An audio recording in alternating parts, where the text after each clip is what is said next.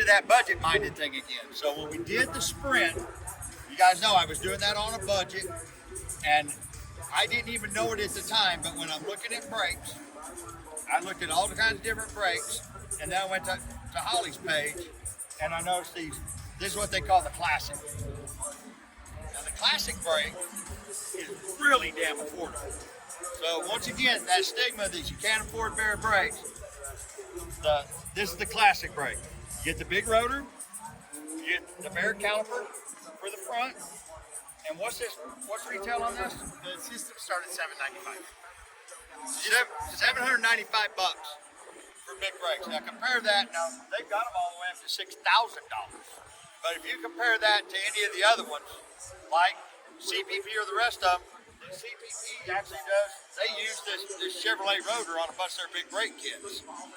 This is not. They're not taking. This is actually Baer stuff. Their back brake system, which costs Starting at $595. these are big brakes, but they're actually affordable. You're not going to go out here on the road course with them, but it is going to brake better than a regular four-wheel disc brake. They're going to stop better. Tell us what the diameter of these are. This is a 13-inch right here. So this is one of the new classics we're introducing. They're for the C10, Chevy C10 and the Chevy OBS trucks.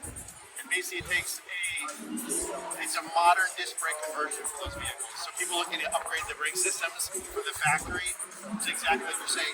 Put in a bigger wheel, fill the wheel up, make the vehicle stop better, make it more reliable. This is a great kit for those people. And for that, you can't even go from drum brakes.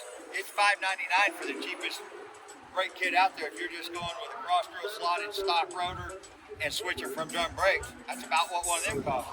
So for basically like $140 more, you can actually have Baer brakes on it. Do you have the back classic brakes out here? I don't know. Okay, the back classic brakes, we'll come back to this, and I'll show you guys on Stacy's car, because now we're upgrading Stacy's car to the bigger brakes. Where's our intermediate? So basically, when you get into a lot of these brake kits, we build them for a number of reasons. Price point, wheel fitment, a lot of it's wheel fitment, and then intended use, what they're doing. So we have a smaller 4-piston caliper.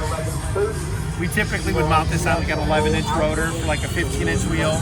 It's a neat program because we do this front and rear for matching. So actually, like that car right there has a matching front brake on the rear, really for 15-inch wheels. Then we get into some of the bigger brakes we do, like the 6-piston.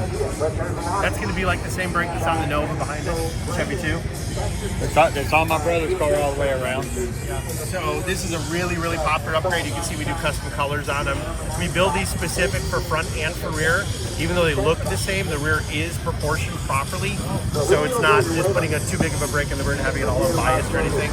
We typically do these in about a 13 and 14-inch rotor diameter, completely customizable, and we do all kinds of different suspensions for them. And then you get into some of the bigger stuff. So this is a monoblock 6-piston. When we get into this price point, can a guy actually afford to put these on his '69 Camaro? Oh yeah. So what would they be looking at if they went to do this? So what I'm calling an intermediate brake, because we've talked about just a rotor and rotor, or basically a rotor upgrade. We've got and a caliper upgrade. Now we're talking about a brake system upgrade. We talked about the classic. So this is the next step. The system would be. We can mix and match a lot of stuff too. So like a lot of guys don't do this in the front. I'll do the same color 4-piston in the rear with the same looking rotor. To try to save a little bit of money. You might be able to save $1,000 on the rear and still have a really nice looking brake because you don't need as big of a brake in the rear for a lot of applications. Traditionally, something like this would run in the mid-2000 range for a complete front. Still not bad. Not bad. Still not bad. Rear's about $1,700. Is that for the big one? That's yeah. But if they wanted to save a little bit of money, what would this be? About $1,700. So this would be about mid-2000s 25 area. Okay. 17 for the rear. So, guys, if you're wanting that big brake for the front and you're wanting a big brake for the rear, but you don't, this is getting for stuff that you're not just filling up a wheel with this. Yeah, this is just, it's our monoblock caliper, so what that means is machined all out of one piece of aluminum. Oh yeah, it's not a two-piece. Not a two-piece. This can go on 14 to 16-inch rotor diameters, and same thing, completely customizable. So, if somebody was like, okay, I want it to stop, and a scale to 1 to 5, I want a 3 on the stop. 5, number 1 being the best, 5 being just the upgrade. They can actually call Baer. If they turn around and say, I want it to do this, this, and this, you guys can match it with their budget. Yes, for sure. Guys, who else does that?